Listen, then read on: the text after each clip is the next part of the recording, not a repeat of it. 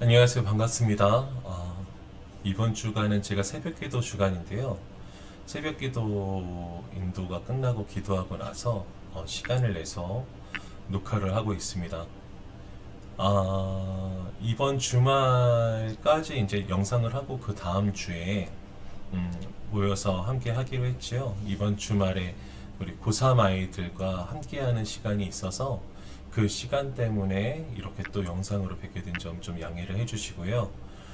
오늘 이야기를 시작하도록 하겠습니다.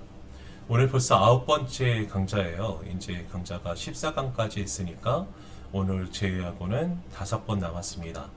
그 중에 한 번 또 만나게 되면은 4번 남아 있으니 한 달 정도 하면 되니까 아마 1월 중으로는 끝나지 않을까 그런 생각이 들어요.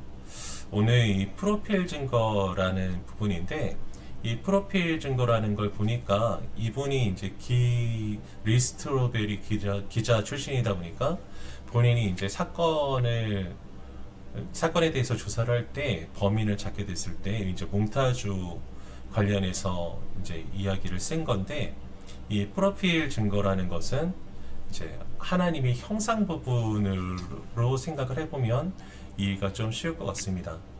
인간이 하나님의 형상을 따라 창조되었죠.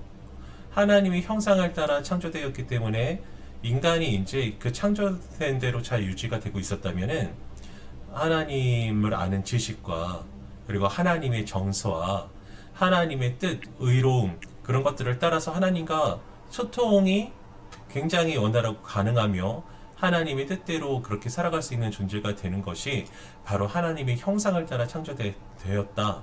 즉 인간이 가지고 있는 어떤 정서, 의로움의 의식이나 어떤 지식들 그런 것들이 하나님의 형상에서 비롯되었고 그것으로 하나님의 형상을 바라볼 수 있는 것이다 라고 한다면 여기서 우리가 하나님의 형상이라고 할 때 그렇게 생각하는 이유는 뭐냐면은 하나님이 영이시기 때문에 우리가 생각한 것처럼 눈, 코, 입이 없어요.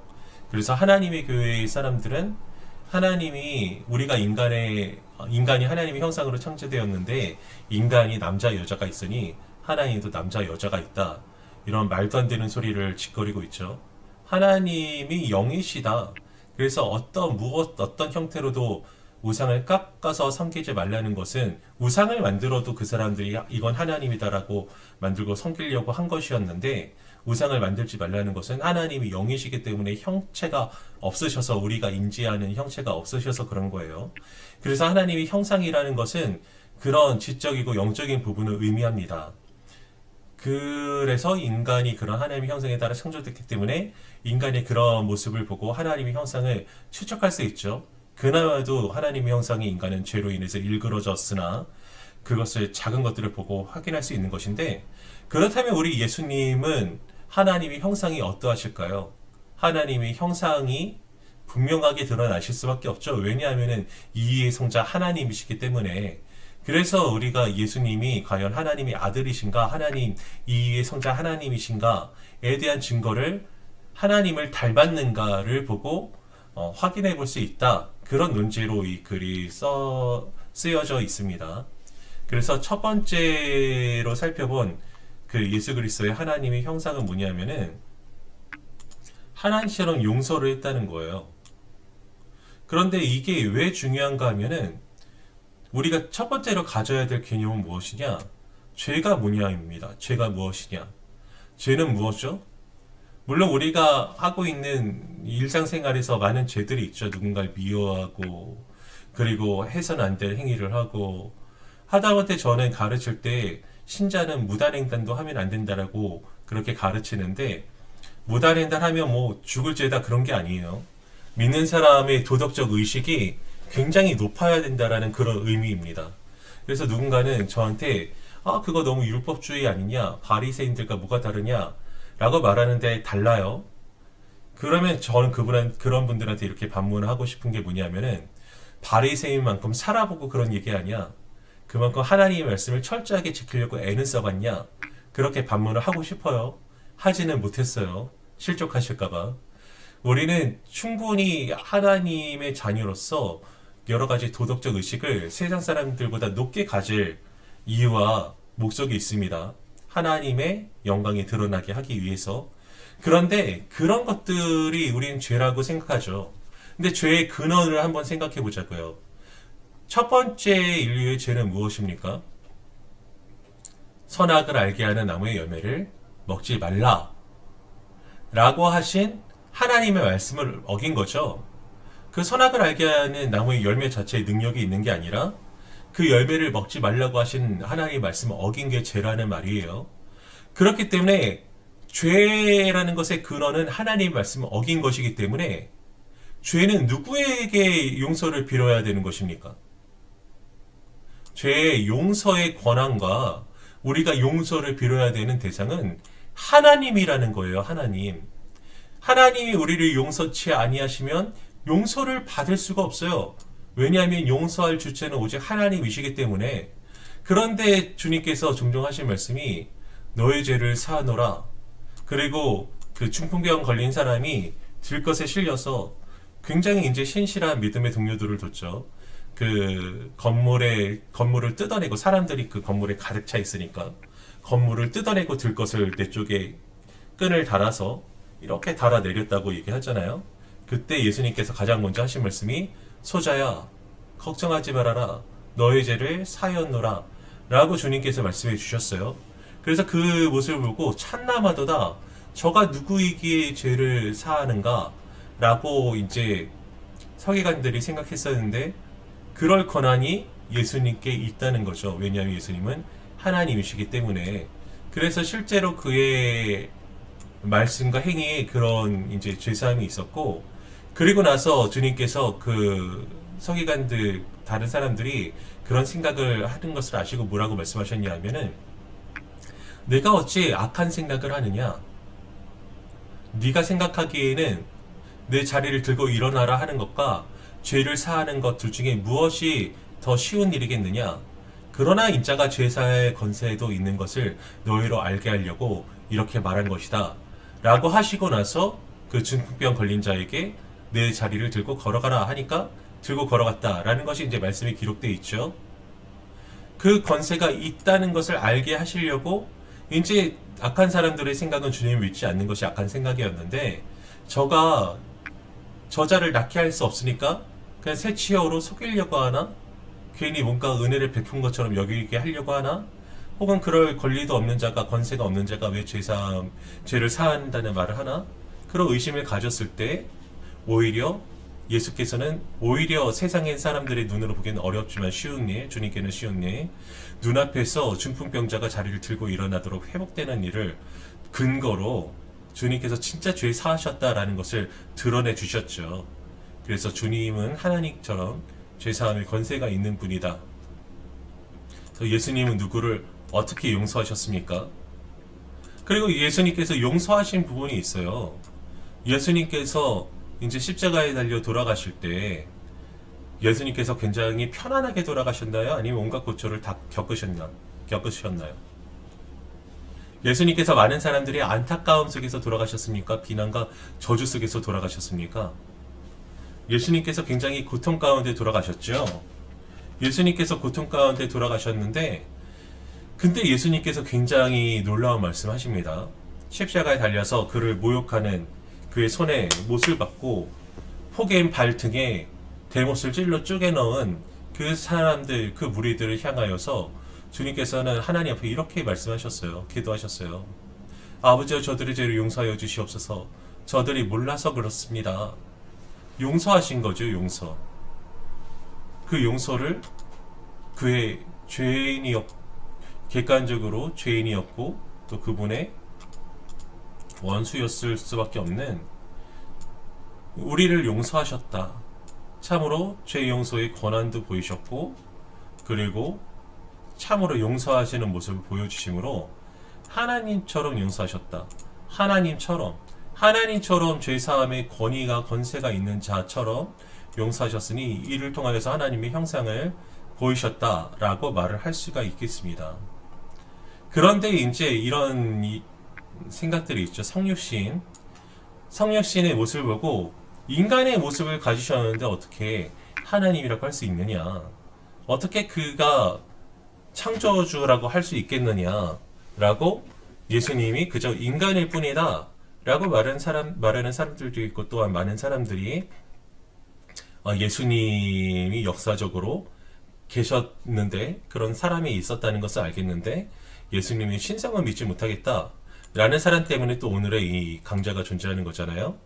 근데 이 성육신의 모습들에 대해서 생각을 해보자면은, 이 성육신은 주님이 완전한 인간이자 하나님 두 속성을 가지고 계신 분이라는 것을 우리가 믿어야만 십자가의 속죄함이 완성이 되고 그 능력이 있는 것이죠. 주님이 완전한 인간이셔야 아담이 인류의 대표였던 것처럼 인류의 대표가 되시고, 또한 완전한 신성이 있으셔야 그 죄사함의 능력이 그가 택하신 모든 이들에게 미치게 되는 것이기 때문에 완전한 인성과 신성을 갖추셔야만 했습니다. 그런데 이제 이렇게 말하는 사람들이 있어요. 일단은 주님께서 온갖 이적을 보이셔서 놀라운 능력을 보이셨으니 그래, 그가 가지고 있는 신성이라는 게 있다. 근데 유티케스라는 사람의 그 학파는 뭐라고 얘기하냐면은, 주님이 인성과 신성을 가지고 계셨는데 인정과 신성이 섞여서 다른 무엇인가 되었다. 그래서 주님께서는 단순한 인간이 아니시고 또한 신이 아니시며 다른 무언가다 라고 말하는 그런 사람들이 있어요. 그런데 그렇게 된다면은 주님의 신성과 인성의 그 역할이 있을 수가 없게 되는 거죠. 완전한 인간이셔야지 인간의 대표가 되실 수 있고 완전한 하나님이셔야 능력이 있는 건데, 그것이 섞였다면은 성육신 하신 이유가 없는 거예요. 성육신의 사역, 구속의 사역이 일어날 수가 없는 겁니다. 혹은 분리되었는가? 네스토리우스를 중심으로 한 네스토리우스 파 같은 경우에는 이제 인성과 신성이 따로따로 있다라고 하는데, 그렇게 된다면은 주님이 완전한 인성과 신성을 함께 갖추셔서 또한 그 인성과 신성으로 되어지는 일들이 함께 일어나지 못하게 되는 그런 일들이 일어나죠. 그래서 인성과 신성이 섞여서 다른 무엇이게 되거나 분리되어서 주님이 한 존재가 아닌 무언가가 될 수는 없는 겁니다. 그렇다면 무엇인가? 말씀드린 대로 주님은 완전한 신성과 인성을 다 갖추고 계신 한 분이시다 라고 그렇게 생각을 해야 되는 거예요. 주님 안에 완전한 인성과 신성이 있게 되는 거예요.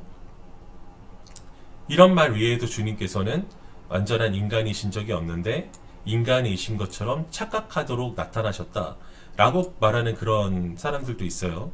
영지주의자들이 주로 그렇게 얘기하는데, 그런 것이 아니라 완전한 인간이시자 완전한 하나님이시다. 이 명제가 깨지게 되면은 성육신의 십자가 구속은 의미를 잃게 됩니다. 그렇기 때문에 완전한 인간이다, 완전한 하나님이신 참된 신인이시다, 이 생각을 가지고 있어야 돼요. 그리고 그런 모습으로 모셨습니다. 그렇기 때문에 그의 목적성 때문에 육신을 취하신 것이지, 그 육신이 그의 신성에 어떤 영향을 끼칠 수 없다는 거죠. 그런데 이 책에서 이제 케노시스에 대한 이야기가 나와요. 그가 비우셨는데 신성을 제한하셨다는 거죠.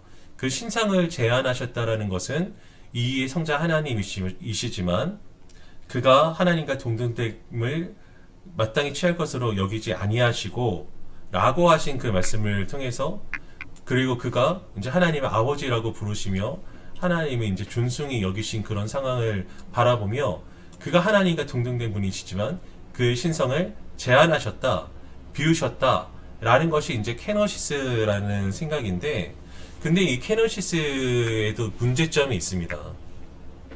그가 잠시 그의 권리를 주장하지 않으셨다 해서 더 지나치면은 그게 문제가 돼요.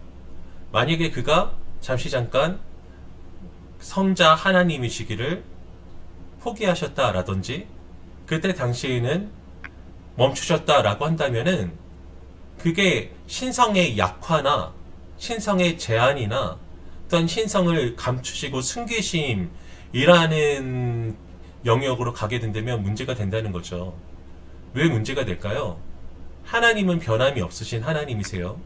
그러니까 그의 신성이 도무지 변화가 될 수 없어 그가 인성을 갖추셨음에도 불구하고 그의 완전한 신성이 한 번도 제한받으신 적이 없으셔야, 그가 한 번도 하나님이신 적이 없으신 적이 없게 되는, 즉 언제나 하나님이신 분이 되시는 것인데, 이 케노시스라는 것은 그가 언제나 하나님이신 것을 방해하는 그런 개념이 된다는 겁니다.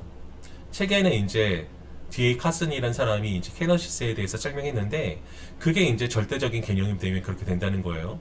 그래서 그게 어떤 문제를 가져오냐면은, 만약에 예수님이 신성을 멈추셨거나 완전히 비우셨다는 것, 즉 자신의 권리를 그저 우리를 위해서 주장하지 않으신 것에 벗어나서 그가 신성을 완전히 비우셨거나 완전히 멈추셨거나 그 당시에 완전히 재현하셨다라는 것이 되면은 삼위일체가 깨어지는 일이 일어나죠. 하나님은 삼위일체 하나님 여호와 하나님이다 라는 그 이름은 삼위일체 하나님을 의미하는 거예요.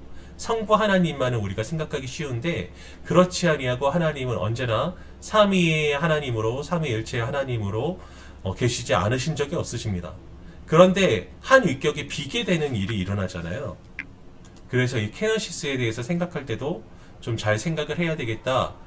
책을 읽으면서 그런 생각을 해보셨어요. 그러면 왜 성육신이었냐? 이미 얘기했죠. 성육신이 아니고서는 인류의 대표가 되시기 위해서 완전한 인성을 갖추셨어야 되는데, 또 완전한 신성으로 그 구속의 능력이 미쳐지도록 하기 위해서는 완전한 하나님이시자 완전한 인간이심을 절대로 포기하실 수가 없으셨다. 그래서 예수님께서는 완전한 인간이셨고 성육신 하신 이래로 완전한 인간이셨고, 그러나 완전한 하나님이심을 단 한순간도 포기하지 않으셨다.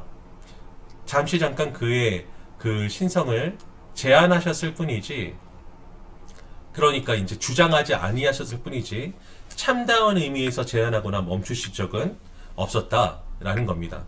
그러셨다면 완전한 구속의 능력과 은혜가 있을 수 없는 그런 일들이 일어나고, 하나님의 본성으로도 삼위일체의 하나님이시라는 게 멈춰지는 일이 일어나므로 완전한 제한이나 완전한 비움이라고 할 수는 없어요. 잠시 잠깐 그가 자신의 권리를 주장치 아니하시고 낮아지셨다라는 정도로 생각하는 게 맞습니다. 그렇다면은 그가 이제 하나님과 동등됨을 취하지 않으신 것, 잠시 잠깐 주장하지 않으신 것은 알겠어요. 그런데 하나님이 아들을 낳으셨다라는 그 표현이 예수님의 신성을 제한하는 것처럼 보이기도 합니다. 요한복음 3장 16절에 보면, 하나님이 세상을 이처럼 사랑하사 독생자를 주셨으니 이는 그를 믿는 자마다 멸망하지 않고 영생을 얻게 하려 하심이니라 라고 독생자라는 표현이 있어요. 홀로 한 분이신 아들이라는 거죠. 그런데 독생자라는 의미는 하나님이 인간처럼 출산하셨다 라는 의미보다는 이제 한 분 하나님이시라는 그런 의미가 있는 거죠. 이게 줄을 띄우는 게 잘못됐는데,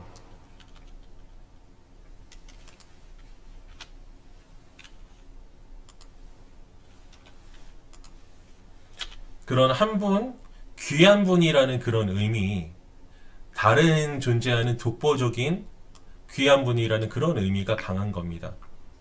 그래서 독생자라는 표현으로 우리에게 하고자 하신 분은 하나님이 이 세상을 사랑하셔서 굉장히 귀한 독보적이고 한 분 계신 그분을 우리에게 주셨다라는 의미로 생각하는 게 맞다고 책은 설명하고 있고요.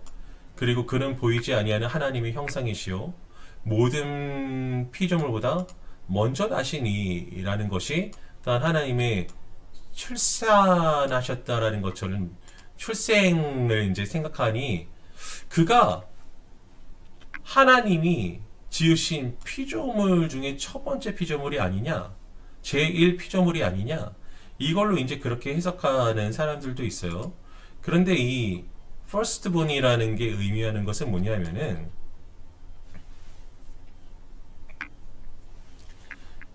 먼저 나시니, 이 창조보다 우선하신 분이라는 그런 의미로 가져가는 게 맞다는 거예요. 모든 피조물보다 먼저 나시니가 모든 피조물 중에서 먼저 나시니가 아니고 모든 창조 사역 이전에 계신 분이라는 그런 의미를 가지고 있다는 겁니다. 그래서 firstborn이라는 것은 그 세상에 만들어진 것처럼 그렇게 하나님께 창조되었다는 것이 아니고 모든 피조물에 우선하여서 계신 분이라는 그런 의미로 생각하는 게 맞다는 거예요. 실례로 골로새서 2장 9절에 보면 그 안에 신성의 모든 충만이 육체로 거하시고 라고 표현되어 있습니다. 이 육체는 언제 가지고 계신 건가요? 성육신할 때 가지고 계신 거지. 그 전에는 오직 영으로 계셨는데 그 안에 신성의 모든 충만이 있다 라는 것으로 할 때 모든 충만이라는 것은 신성의 모든 충만은 하나님께 있는 것이지요. 하나님께 있는 것이 육체로 거하신 거예요. 그러니까 하나님이 육체로 거하셨는데 그렇다면은 피조물로 제한한다면 모든 신성이 있을 수가 없는 거죠. 신성의 모든 충만이 있을 수가 없는 거죠. 그런데 성육신은 신성의 모든 충만이 육체로 거하신 거예요. 그러니까 하나님이 육체로 거하셨는데 하나님이 피조물일 수가 없는 거죠. 그래서 더 퍼스트본에 대해서 생각할 때 이게 같은 골로새서에서 있는 말이라는 거죠. 같은 골로새서에서 이 1장의 내용을 2장이 받는 건데 그렇다면 같은 개념 속에서 이야기를 하는데 이분이시라면은 이분이 피조물일 수가 없는 거죠. 그래서 그런 원리를 잘 생각을 해 보아야 된다는 것입니다. 그리고 그가 유한하시다면 이 모든 것을 가지고 계실 수가 있는가? 이 무슨 말일까요? 예수께서 이르시되 내가 어찌하여 나를 선하다 일컫느냐? 하나님 한 분 외에는 선한 이가 없느니라. 이 뭔가 이제 설명이 잘못된 것 같은데, 그가 유한하시다면은 이게 이 설명이겠군요. 이렇게 붙여야 되겠네요. 그가 유한하시다면 신성의 모든 충만이 그의 안에 있을 수가 없다는 거죠. 죄송합니다. 새벽이라 굉장히 정신이 없네요. 이건 이렇게 붙여야 되겠어요. 그리고 또한 예수께서 이르시되 내가 어찌하여 나를 선하다 일컫느냐? 하나님 한 분 외에는 선한 이가 없느니라 라고 말하는 것으로 자기 자신의 이제 하나님이심을 부인한 것인가? 누군가 이제 예수님께 선한 선생님이시여 라고 이제 이렇게 이야기를 했어요. 마가복음 10장에 보면은. 그러니까 그 말씀을 들으시고 예수님께서 내가 어찌하여 나를 선하다 일컫느냐? 하나님 한 분 외에는 선한 이가 없느니라 라고 말씀하셨는데 이건 자기 자신을 부인하신 것인가 긍정하신 것인가? 그 의미는 자기가 하나님이 아니시라고 부인한 것이 아니고 오히려 긍정하신 거예요. 무슨 말이냐? 네가 나를 선한 선생님이라고 말하는데 선한 자는 하나님밖에 없다. 네가 나를 선하다고 할 때 내가 하나님이라는 것을 믿고 말하는 거냐? 오히려 그 의미가 이렇게 되는 겁니다. 그 사람이 예수님을 선한 선생님이요 라고 말하는데 그 사람이 예수님에 대해서 그렇게 좋게 말할 때 예수님이 굉장한 선생님이다 라는 그런 생각을 가지고 말을 하는데 네가 선하다고 나를 일컬었는데 선한 분은 하나님밖에 없다. 그러므로 나는 하나님이다. 라고 오히려 자신을 긍정하신 것으로 이 복음서의 맥락을 생각을 해봐야 된다는 거예요. 그러므로 그가 이제 성육신 하셨으나 그가 이제 성육신 하실 수밖에 없는 그런 이유, 그 속에 의미가 있는데 오히려 그 성육신 안에서도 그 성육신의 목적을 이루시려면 완전한 하나님이신 신성을 가지고 계셨어야만 된다. 그래서 오히려 성육신이 하나님의 형상이라는 것을 드러내는 일이 되는 것이고 그리고 그 출생에 있어서도 이런 표현이 되어 있으나 그 의미가 오히려 하나님은 홀로 귀한 분이신데 그분이 우리를 위해서 오셨고 그리고 모든 피조물에 우선하신 신성의 충만을 가지고 계신 하나님이다 라는 것을 인지 드러내는 구절들이 있다 라는 것을 우리는 생각해야 될 것이며 예수님 스스로도 본인이 나는 선한 하나님이다 라는 것으로 이제 증거하신 것으로 즉 하나님의 형상을 드러내셨다 라고 볼 수 있다는 것입니다. 그렇다면 이제 예수님과 아버지의 관계는 도무지 어떻게 생각을 해야 되는 것인가? 내가 갔다가 너희에게로 온다고 하는 말을 너희가 들었나니 나를 사랑하였더라면 내가 아버지께로 감을 기뻐하였으리라. 아버지는 나보다 크심이라. 아예 그냥 예수님이 아버지가 나보다 크다고 하심으로 아버지에게 종속되신 자신을 아버지보다 작으신 자신을 드러내신 것 아닌가? 라고 생각할 수 있는데 이제 이 구절을 한번 보시죠. 요한복음 같은 요한복음이죠.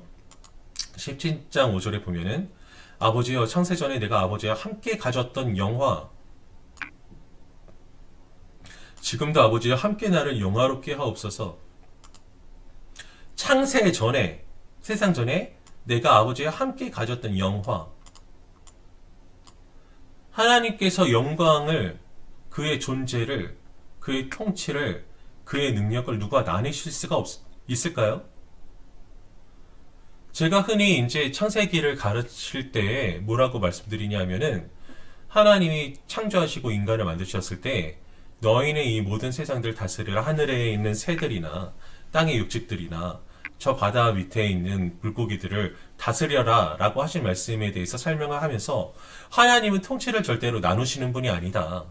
그 통치라는 것은 너희가 임의로 다스리라는 것이 아니고 하나님의 뜻대로 통치를 펼쳐라, 말씀대로 세상이 굴러가게 해라, 그런 의미라는 것을 말씀을 알려드렸는데, 하나님은 도무지 그의 영광을 나눠 가주시는 분이 아닌데 함께 가주셨대요. 그러므로 내가 아버지와 함께 가주셨다면 아버지와 동등됨을 취할 수 있는 분이라는 것으로, 아버지보다 작다면은 아버지의 영광을 함께 가질 수가 없는 거죠. 그렇다면 아버지는 나보다 크다고 말씀하시는 이유는 뭐냐면은, 아버지께로 가시고 아버지께서 이것을 회복시켜 달라는 거죠. 그 이전에는 같았으나 지금 성육신하신 모습으로 인간의 모습을 가지고 계시기 때문에, 지금 이 상황 속에서의 그런 아버지가 나보다 크심이다 라는 의미이지, 주님께서는 아버지께로 가셔서 이것을 회복하실 것이다, 그것을 위해서 가신다는 거죠. 그러므로 이 맥락을, 인께 이제 십자가에 달려 돌아가셔서 그 부활체의 모습으로 오시고 하나님 우편에서 이제 통치의 자리로 가실 것에 대한 것을 말씀하시는 것인데, 우리가 이 맥락을 잘 파악을 해야 돼요. 그래서 여기서 아버지보다 작은 것처럼 말씀하신 것은 지금의 상황, 말씀하실 때의 그 상황, 성육신 비하의 상황 속에서 아직 부활 승천하지 않으신 그 상황을 얘기하는 것이, 이미 주님께서는 창세 전부터 하나님과 같으신 분이셨다 라는 것을 오히려 같은 요한복음에서 드러내고 계심을 우리는 또한 볼 수 있습니다. 그러니까 이제 한계 속에서의 비교로 그 존재를 단언할 수 없다.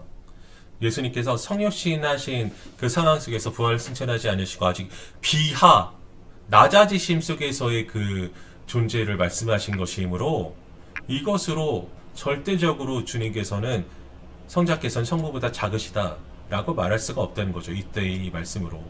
오히려 그 상황 속에서도 이러하셨다라고 말씀하시니 이것을 회복하셨다라는 것으로 보며, 그 존재는 한순간도 신성으로는 작으셨던 적이 없다, 오히려 인성으로 비하의 모습으로 그리하셨던 것이다 라고 우리는 이해해야 된다는 것입니다. 그러면 이제 지옥에 대해서 예수님이 자주 말씀하셨으니까 사랑이 없는 것이냐 라고 말씀하고 있어요. 그러나 오히려 지옥에 대해서 강조하시므로, 너희 지옥 가면 안 돼, 지옥은 무서운 것이야 라고 말씀하시는 것이 사랑이 있는 것이라고 볼 수 있다는 것이고요. 그리고 오히려 이 지옥에 대한 말씀하심으로 공의, 죄인들에 대한 심판에 대해서 하나님의 속성을 오히려 드러내신 것이다 라고 하여서 이 모습 속에서 오히려 하나님의 형상이 드러났다 할 수 있겠습니다. 그리고 이제 그 당시에 노예제도를 말해서, 예수님이 왜 한낱 사람도, 에이브라임 링컨 같은 사람도 노예로 불쌍히 여기고 많은 사람들이 노예로 불쌍히 여겼는데 예수님은 노예로 불쌍히 여기지 않으셨냐, 왜 예수님 링컨이 아니셨냐, 예수님의 사랑에 문제 있는 거 아니냐 라는 듯이 말을 하는 사람들도 있었는데, 당시의 노예제도는 흑인의 노예제도와는 다르다는 거죠. 당시에는 이제 경제적인 논리로 이제 돈을 갚을 일이 없으면 그 사람 밑에 들어가서 대신 일하는 게 노예제도였어요. 그건 이스라엘 안에도 있었고, 왜냐하면 다른 사람이 경제적인 손해를 끼쳤는데 내가 돈이 없어 하고 배째 모른 척하지 못하게 하기 위한 오히려 공의의 처사였고, 그러나 7년 뒤에는 이스라엘 민족이라면 회복될 수 있도록 하는 그런 제도가 있었습니다. 그런데 이제 흑인의 노예제도는 흑인에 대한 아주 일방적이고 제한적인, 그리고 회복도 없는, 영원토록 종속시키는 그런 노예제도였기 때문에 악한 것이었다는 거죠. 그래서 이 당시 링컨 당시의 흑인 노예제도와 이 노예제도는 다른 것이었다. 그리고 예수님의 사명은 무엇이냐? 그럼에도 불구하고 이런 노예제도가 생긴다는 것도 경제적으로 약자가 생겨난다는 것이니까 이제 옳지 못한 건데, 그런 모든 안타까운 상황들은 죄로 인한 것이었죠. 주님의 사명은 뭐냐 하면은 궁극적으로 그런 죄악상으로 인한 인류의 비극을 끝장내시는 것이기 때문에 그의 이 사명이 이 모든 것들을 다 포함하고 있다라고도 볼 수 있어. 오히려 크신 사랑의 은혜와 은총을 베푸시기 위한 그의 삶이었다. 그리고 이제 대각성 운동 이후에 사람들이 노예제도에 반대하기 시작했다라는 그런 의미를 가지고 있으므로 오히려 이 대각성 운동이 믿는 사람들을 통해서 일어났다. 그러나 뭐 경제 논리로 인해서도 이제 미국 남부는 많은 인력이 필요한 목화 농장 산업이 이제 주였고, 북부는 이제 공장 산업이 일어나서 기계와 이제 그래서 인력이 많이 필요하지 않았고, 그래서 노예를 바라보는 그 경제적인 관점이 달랐기 때문에 노예제도 폐지와 그로 인한 남북 전쟁이 있었다라고 말하는 것도 틀리진 않으나, 그러나 이 시각 자체가 생기는 게 신앙인들로부터 촉발됐다는 것들은 부정할 수가 없어요. 그래서 정말 그의 사명이 인간의 죄성으로 인한 이 모든 것들을 없애는 것, 죄의 문제를 해결하는 것이었고, 그의 사명이 이제 성공하여서 오늘 완전하진 않아도 그런 믿는 사람다운 시각으로 이런 사회 악을 타파하고자 하는 일들이 일어났다는 것이죠. 주님의 사명은 잘 이루셨고, 이 사명은 사랑이었고, 그리고 그 당시의 노예제도와 이 링컨 시대의 흑인 노예제도는 매우 달랐다라는 것으로 책은 설명하고 있습니다. 그리고 예수의 율법 해석과 삶의 태도에 대해서도 이 세상 사람들은 율법에 제한되어서 이제 그 율법을 지키기 위한 율법까지 만들어내는, 율법을 지키기 위한 규칙까지 만들어내며 벌벌 떠면서 율법을 지켰는데, 주님께서는 얘들아, 이 율법의 뜻이 하나님 사랑이고 이웃 사랑이야 라고 율법의 정신을 알려주시며 참으로 그 율법을 완전히 지키신 오직 한 분이 되어 주셨죠. 그래서 그의 이 삶의 태도가 참으로 하나님의 형상을 드러내므로 예수님께서는 그의 인생의 일생에 거쳐서 하나님이심을 드러내셨다라는 것이 국가 프로필 증거의 내용입니다. 이 내용들을 잘 생각해 보시기 바라겠고요. 그리고 이 동영상 강의들을 보시고 의문하시는 점이 있다면은 질문해 주시고, 그 상황들을 이제 시가를 이야기할 때 그때에는 16일에는 우리가 이제 직접 만나겠으니 그때 함께 나눠도 좋겠네요. 네. 오늘도 이렇게 만나는 걸 용서해 주시고요. 우리 다음 시간에 뵙도록 하겠습니다. 감사합니다.